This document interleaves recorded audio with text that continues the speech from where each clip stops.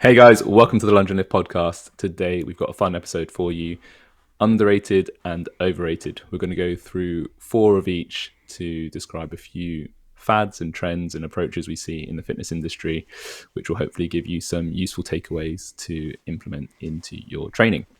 But before we get into it, as always, a big thank you to our show sponsors, thetrainingstimulus.com. Please check out the website if you'd like to learn more about movement mechanics. We've actually got a workshop coming up on the 10th of December at Whit House, London, so stay tuned for more information. Wit-fitness.com. Please use discount code LL15 to get 15% off your purchase. And Hydro, use discount code LL20 to get 20% off your blood flow restriction apparel. Mate, today your tones are very smooth.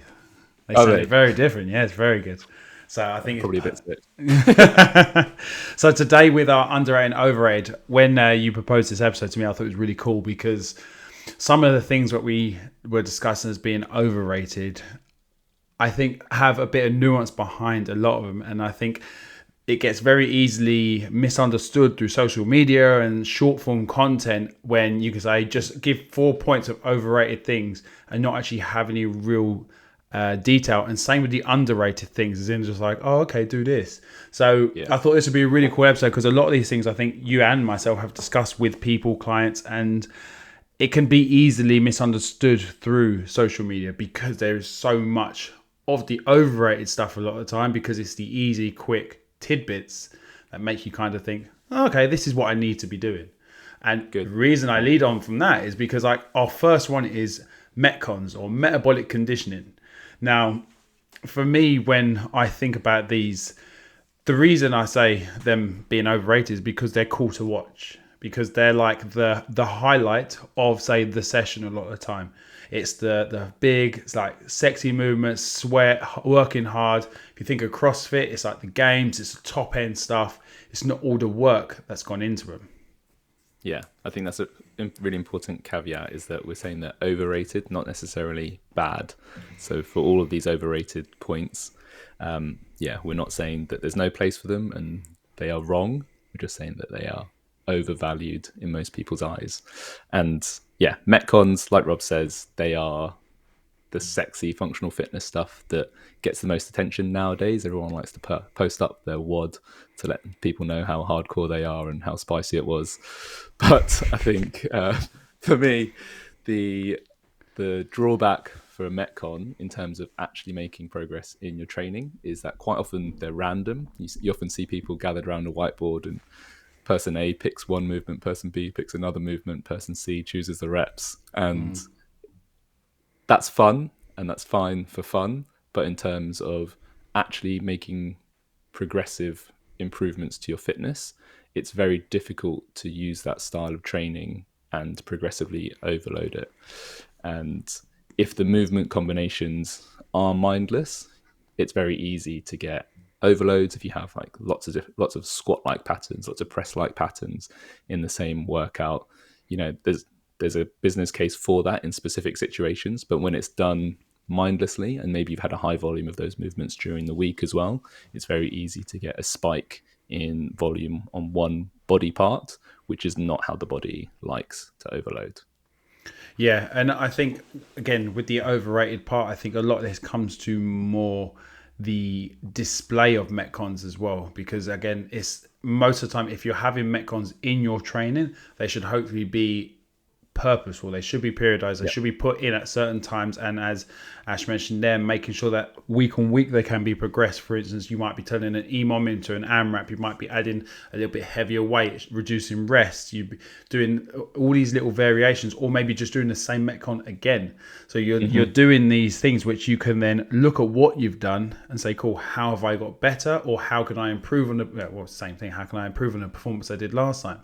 So, but then when you get the social media side of it, of them being posted, it feels it could be inspiring to some because people see other people working hard, but then they don't see about all their other work that they're putting in that session. That is just like the last, say, 15 minutes say, of their workout, whereas they've done like an hour and a half of like progressive overload, like strict gymnastics or whatever. They're building up to that Metcon.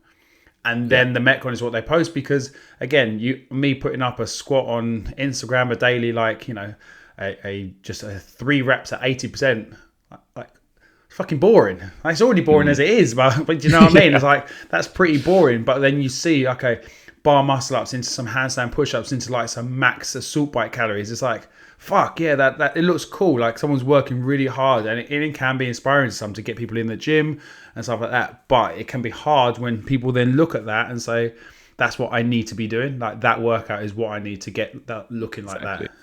Yeah, it's fun, it's high heart rate, it's sweaty, and if you do it with other people, then generally it is the funnest part of the session.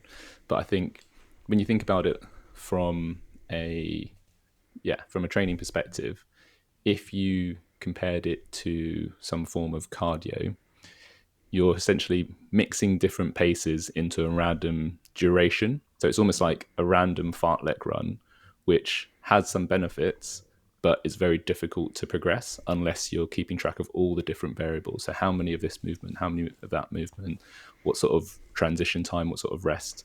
So if you compare that to the polar opposite, which would be either zone 2, where you're having like zone 2 or like steady state cardio, where you're working at a consistent intensity for the duration, or you do intervals where you're reaching a specific high intensity with a specific amount of rest, it's much easier to control those variables and scientifically ensure that you're progressively overloading at a sensible progression. And I think if you look at other fitness centered sports like triathlon or just straight running, their training is remarkably simple in that they hit the specified durations, they hit the specified intensities, and then they just nudge those up over time. And there's no reason we can't apply the same logic to mixed modal training. So like you just said, Rob, you can repeat workouts. I think that's a great idea. Most of my CrossFit athletes will do the same workout at least 3 times. So they can practice the transitions, but also they can progressively overload it. So if it's a 5 rounds for time, can they bring their average round split down? Can we progress it in another way by adding reps or adding load or reducing rest? Like, you can still apply progressive overload to mixed modal work, but it has to be a little bit repetitive. So you're comparing apples with apples, and you do get better at that style of fitness.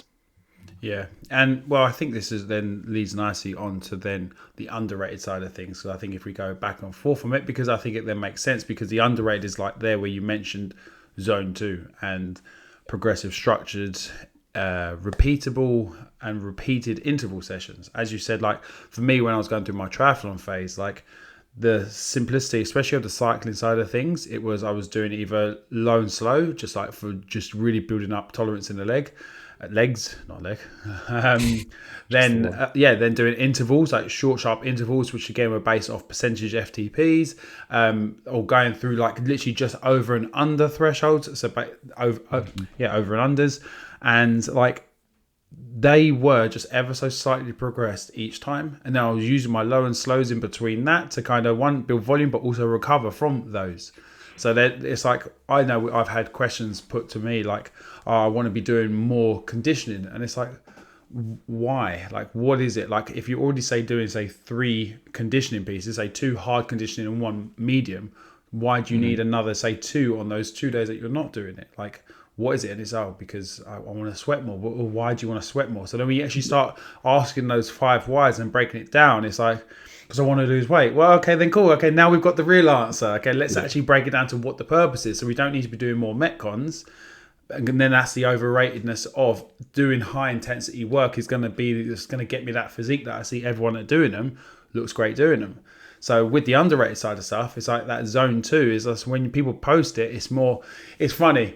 You'll see zone 2 stuff posted in people's stories, and you'll see conditioning posted in people's things, because it's low and slow. It's boring. No one wants to see it, but they know it's the foundations. Yeah, but I think that's fair enough to be honest. Please don't post No, zone please 2. don't. A reel about zone 2 would be god awful. Yeah. I think you hit the nail on the head there, in that it is far easier to progressively overload something if it's repeated, and the risk of doing relentless random metcons is that you actually take it easier. Like people that can't see it that way because you're always out of breath, you're always sweating, and it feels like you've done a tough workout. But if you haven't got a gauge of what the variables are from one week to the next, you could actually be doing less work. So it's less taxing, it's less metabolically demanding than the week before. So you're actually getting less fit than if you did something a little bit more boring or a little bit more structured, is a better way of phrasing it. And then it's easier to nudge up the variables. Like if you do 10 by 400 meters with a minute's rest around the track and you know all your splits, it's very clear cut whether you ran faster and harder from one week to the next. If you do Fran this week, Cindy next week, a random EMON the week afterwards, how do you know whether you're actually fitter? It's apples and oranges. So it's not just like if it's all about fun, it's all about fun. That's fine. But if you're taking things a little bit more seriously and you want to get results, that you want to get leaner, for example, then having progressive overload is going to get you results faster. And I think, you asking that client all the whys makes it clear. Like, well, if this is your goal, this is the straightest. Excuse me. This is the straightest path from A to B. Would you rather have more fun and go in a bit of a wonky path, or do you want to just get the result as soon as you can? And if that's what you want, structure and progression will get you there faster. Yeah, because again, it's like, for instance, the gym that I'm working at the moment down at March On, and like 4 weeks of progressive, say, strength training with similar sessions across the board, so that people can not only understand the skill from week one, so they can then say take a little bit away from week one and take it into week two, then learn a little bit more in week two and put it into week three, and then by the time week four comes around, they're then performing at a good intensity, and then they're going to carry on for another 4 weeks. Like for instance, using front squats as an example, we're on like a 12-week cycle. And it's like, once you get about 4 weeks into the cycle, people start to actually get the grips of like what it feels like in their wrists, what it feels like in their front rack position, what it feels like on their legs. They actually then start to know what loads to be using. So it gives them the ability of that exposure therapy of getting better over time. Whereas like, as you say, with that continuously changing, using your example of doing, say, Fran 1 week, Cindy another week, and an EMOM, if you then revisited Fran to say, right, how has my overall fitness improved? Has my fitness improved to handle more Fran? Then cool. But unless you're doing, say, thrusters and pull-ups in general in your sessions and trying to get better at Fran, but if you're using Fran as a bit of a random benchmark to see where you're at in life and say, cool, am I physically fit, or have I got a stronger mindset to withstand some of the discomfort of Fran? Then maybe fair. But again, if you want to get better at something, you're going to need to make sure you've broken down that movement and say that workout, worked on those pieces continuously, and then retest it to see if it's worked. Exactly. I think that's one of my common frustrations with the CrossFit discussion is that people have this notion. So say you do Fran and then you do CrossFit for a few months and you do Fran again and it's faster. People think that they've improved because of the randomness, whereas they've actually improved despite the randomness. Yeah. Like, that is not going to improve your Fran time as much as if you did 1 or 2 sessions every week of thrusters and pull-ups in various combinations that were progressively overloaded. Like that's that's not how the body works. If you did do like mini Fran sprint intervals and slowly nudge them up over time, you're going to destroy the person who's just done random CrossFit in the same time period. And I don't think people appreciate the magnitude of that differential. Like if I've said it already, I'm not going to repeat myself. But I think that's the thing. If you look back at your training, if you, as you say, you do Fran 1 week and then in, say, 6 weeks time you do it again, and you say, fuck, I've got fitter, sweet. What is it that's made you fitter though? And if you can't put your finger on it, if you did it again in another 6 weeks, would you be fitter again? Because doing it a second time is just okay, cool. It's like doing an open workout twice. You learn the workout. You know what to expect. You know maybe how to pace it a little bit better. Like you got more factors in it. But then do it a third time. That's when the real test comes in. Have you physically got fitter? Probably not. Because then at that point you go, okay, maybe I made a little bit of a mistake. You might be able to eke out a little bit here and there. But you, as you say, you're not able to really put a finger on like, fuck yeah, that was those thrust intervals at that weight that made me get better because I was able to withstand it and understand what it feels like and, endure it for that bit longer. So, Right. Yeah, I think spot we've on. got that one down. Let's now move Yeah, on to the second overrated thing, which has to be basic core exercises.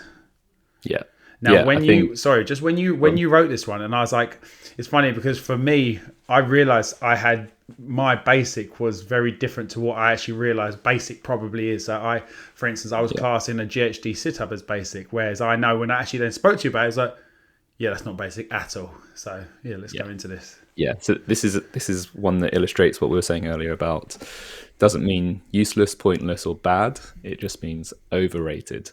And I think where did it come? It probably came from like the aerobics classes of the sort of 70s and 80s where you do an abs finisher and everybody wants to feel their stomach burn at some point to feel like they've had a good workout. So if you've ever got any spare time at the end of a session, you should that's when you do your core stuff. And people like feeling a pump in their abs and doing all this high rep sit up, leg raises, plank type stuff. And I'm not saying that's necessarily bad for you, but I think it's overrated for what most people want from their core. And my interpretation of what they want from their core, which is what we're going to have as the counterpoint for underrated, is more they either want abs, so they either want the aesthetics, in which case we want hypertrophy from the abdominal muscles, which means we need to be overloading them.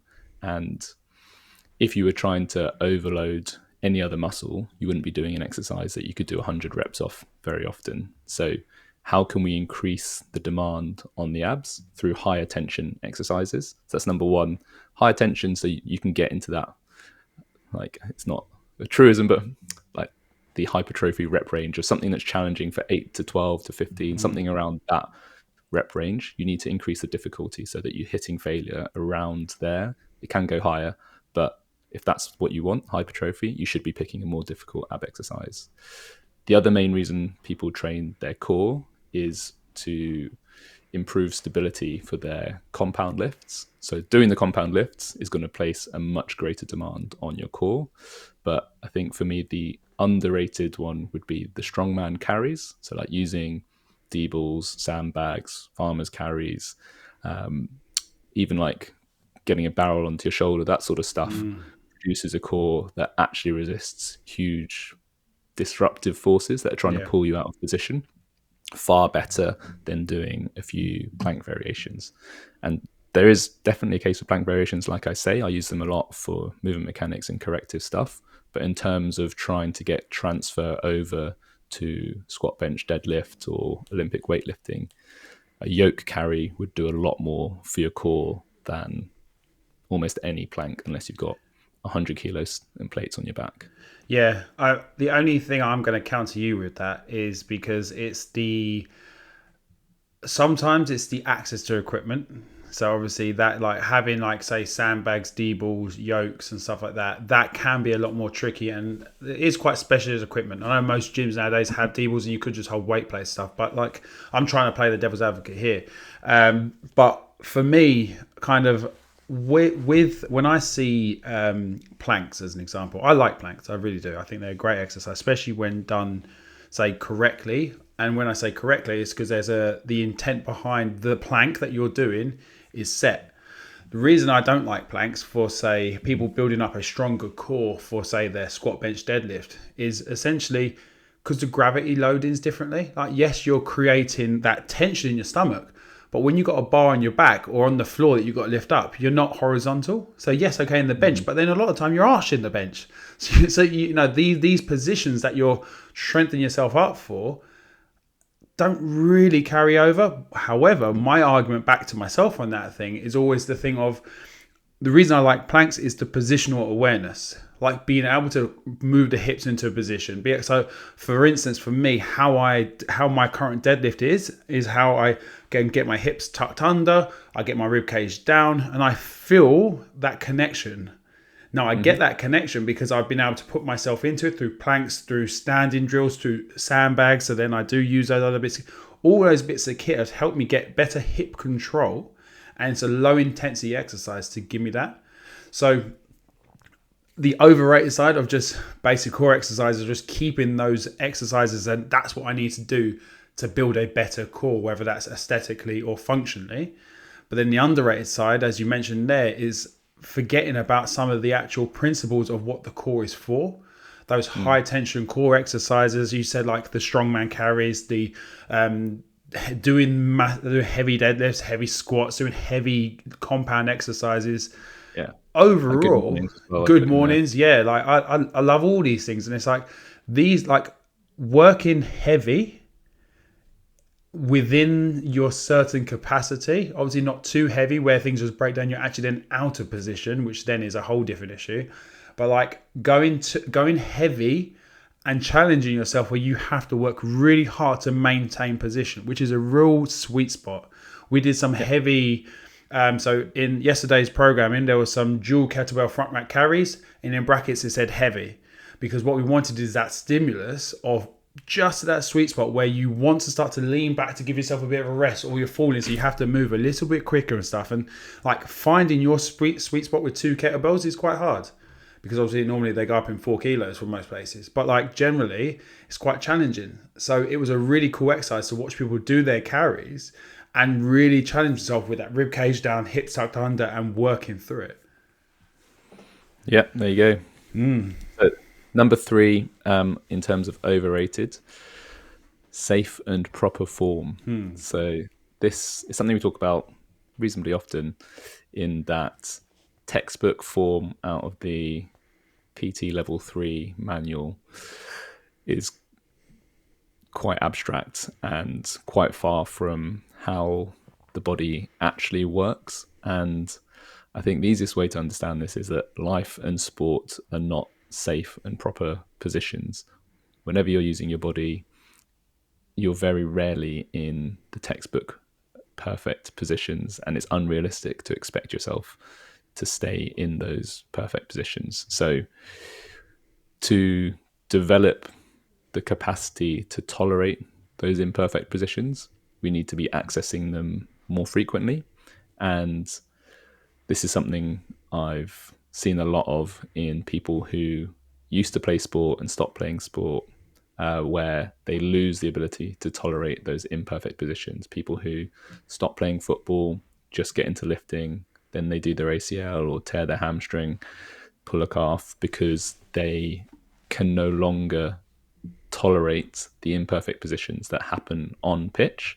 Or somebody who can deadlift a lot, but they do their back in picking up a pen because it was an odd angle and they were side bending while they were bending over.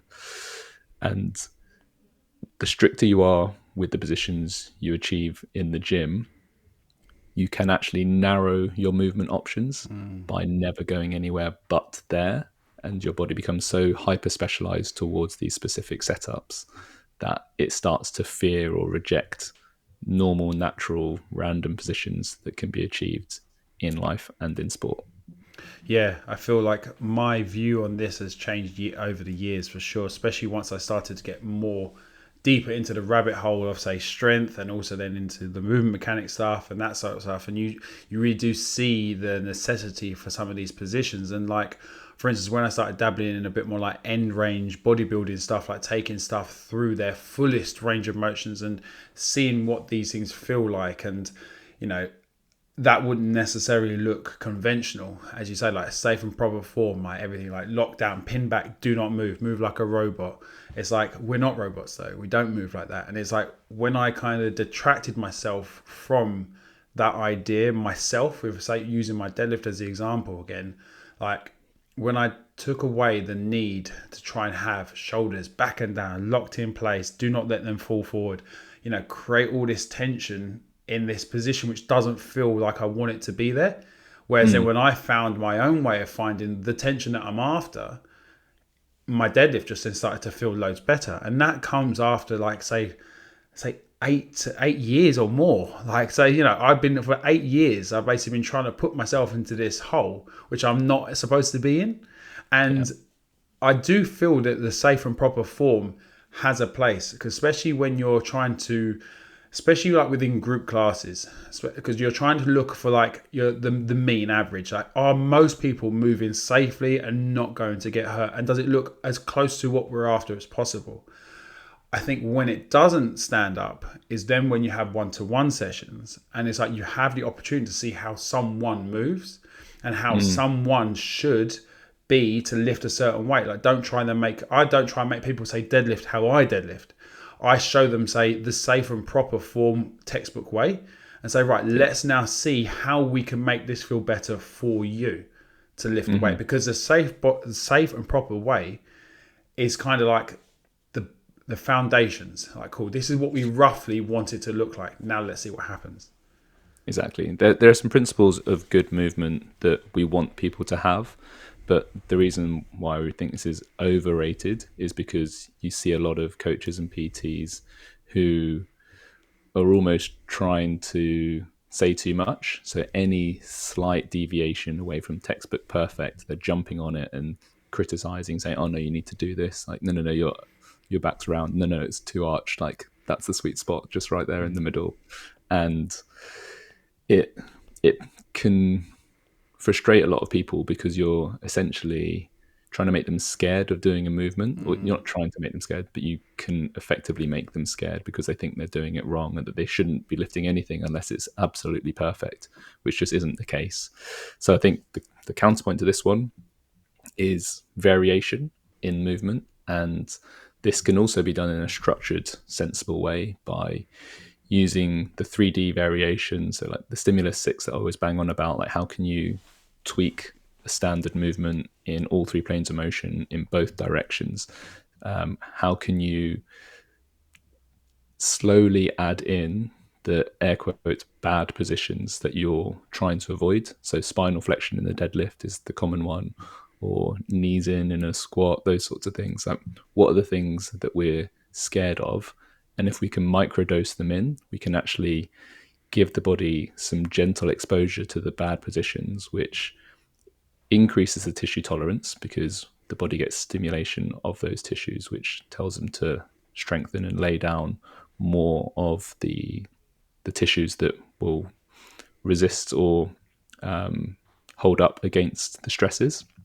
But we also build acceptance of the nervous system, so the body then doesn't fear those positions as much, which means you're much less likely to get your sprains or your tears, which are essentially caused by the body tightening up in fear and paranoia about going into those positions. Whereas if it knows it's safe there, it can actually flow in and flow out of those positions much more safely, and actually with more power and force at the same time. Yeah, I think like watching, like, so going back into group coaching has been great because it's really exposed me back to so many different type of restrictions and abilities to do certain things. And for me, one thing that I try to make sure I get across in my coaching is, if I'm telling someone to potentially change their form with something, I'm normally telling them why I think this way is probably more optimal to do it. And that if they give it a try and it doesn't feel good, then cool, you might want to say stick with your variation, but understand what my version of something is. Like using a push press as an example, like very much there's a lot of people in a shoulders depressed, hands in this position, a lot of time in your fingertips. And I'm saying to people, cool, why not try a little bit of protraction with the shoulders, get the bar across the meat of the hand so the bar doesn't have to roll when it's going overhead. It's then connected to your body. So you then don't weigh, say, 100 kilos, you weigh 130 kilos because you've got a 30 kilo bar on you. So when you're doing a push press, you can then create that force and energy to drive it straight up because you've got tension. Now, that position of shoulder, say, forward, and say in that may not be what most people think as textbook. Because like, oh, but the shoulders need to be back and down. And it's kind of trying to break that norm of what we think is textbook correct. Expose ourselves to these positions, especially with lighter loads, so you can start to build up a tolerance to these new positions, and then see how you get on with them, and understand that, like with the spinal flexion one, when I started doing some round back deadlifts, I got quite a few messages of people just like, what are you doing? And I was like, I said, basically, I'm a little bitch at the moment. I'm being scared about my back rounding. So I'm dropping weights that I shouldn't be dropping. So I had to tell myself, like, look, okay, start loading myself through with heavier loads progressively in this round back deadlift. And it gave me that sense of confidence, which when we just spoke about there, about the exposure, developing the tissue tolerance and your nervous system saying, you're right to do that. So it gave me that confidence. And now when I'm deadlifting, I don't have that thought at the moment, touch wood. So it's I think once you kind of open your eyes to variation and accept that, it's a lot of fun. Yeah, exactly. And deliberately building it in like you did there, I think most people would benefit more from. Like whether you're a general athlete or like a general fitness enthusiast or competing at a high level like you are, your body is going to benefit by adding a little bit of variation in just because you're giving more movement options. So, say you're a grandparent and you're looking to pick up your grandkids, are you going to do that with a perfect hip hinge and neutral spine? Of course you're not. They're a wriggly little shit, so the Yeah. movement's going to go all over the place. So if you have prepared for that by adding in some randomness and variation into your training, you're going to be far better off from a general physical preparedness perspective than always doing your deadlifts in a very specific way in a perfect setup. Yeah, that just reminds me of like at the moment, Chloe likes to say, jump at me and make me catch her midair. So then you got to think that's very toe loaded deadlift hinge, folded it, rounded over in the back, catching someone and then put him in like, just hold on, Chloe, wait. Let me get into my brace, Exactly. right? Yeah. And Wrist jump. down. Yeah. just wouldn't work. Right, now, I guess last overrated piece is it kind of similar, I think. Like people probably relate it to the first point of METCONS, but it's like high threshold work. Now, obviously, high threshold work is more than just getting the sweat and getting your conditioning on.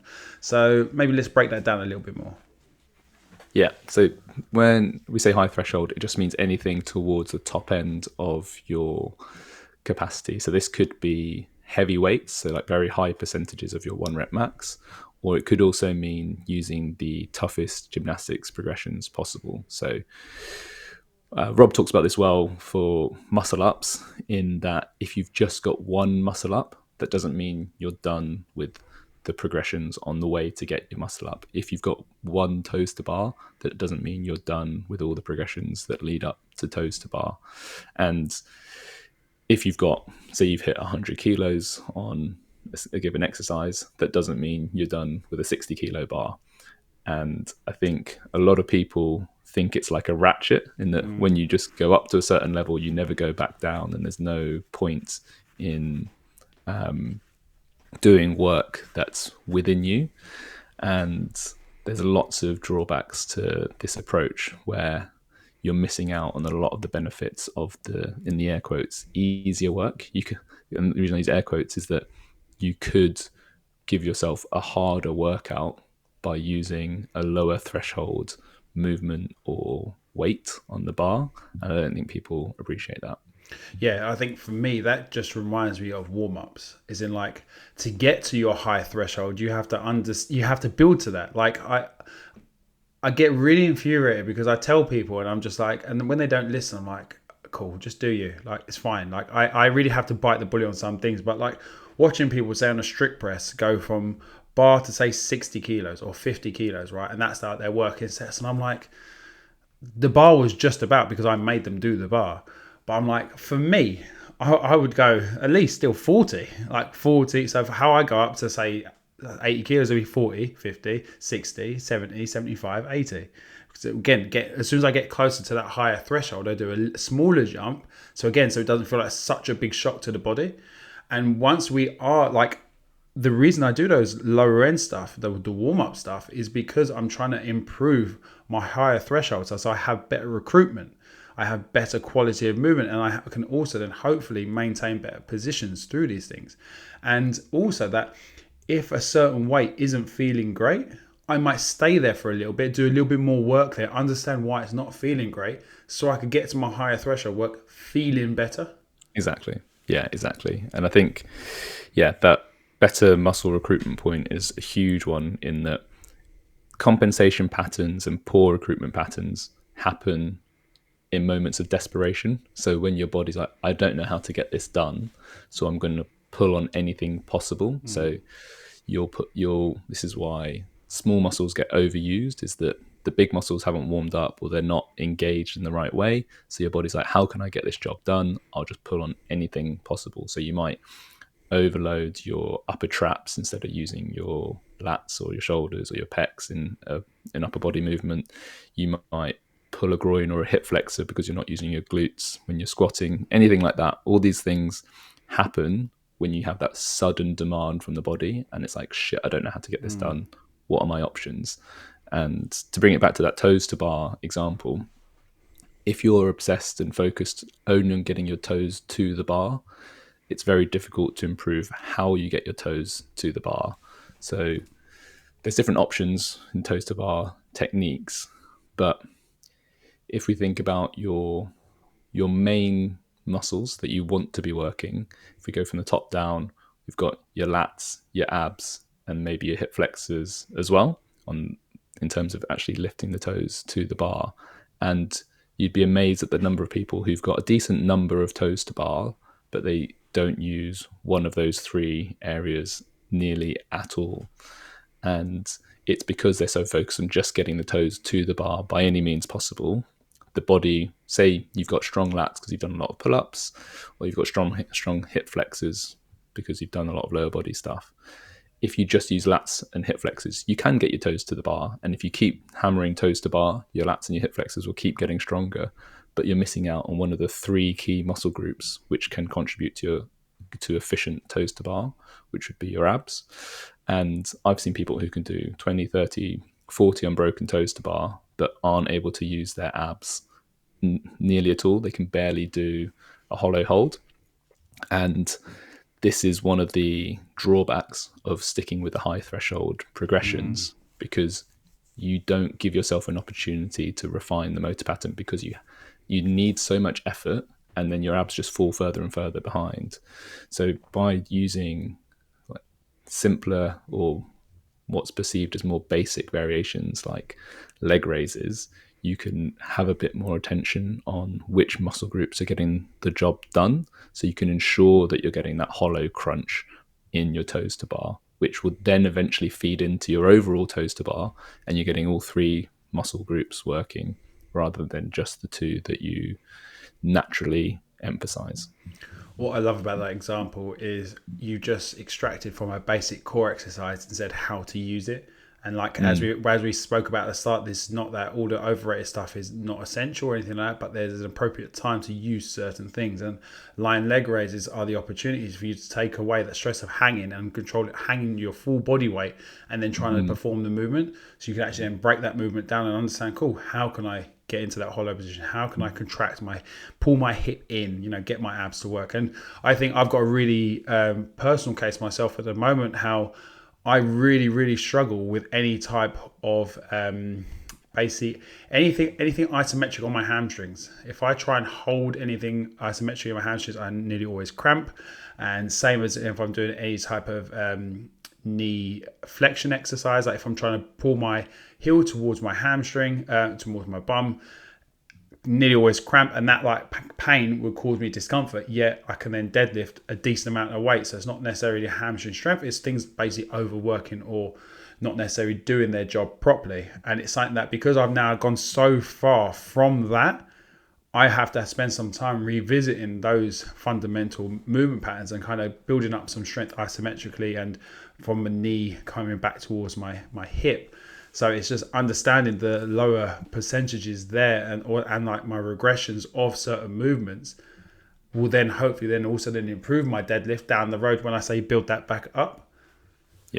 Yeah, exactly. I think the other common one that we spoke about offline was the handstand push-ups. So if you've got a strict handstand push-up, you think you're done with, say, box pike or down dog variations. But if you can do one strict handstand push-up, you're essentially working at 100% of your one rep max only, if that's the only thing you do.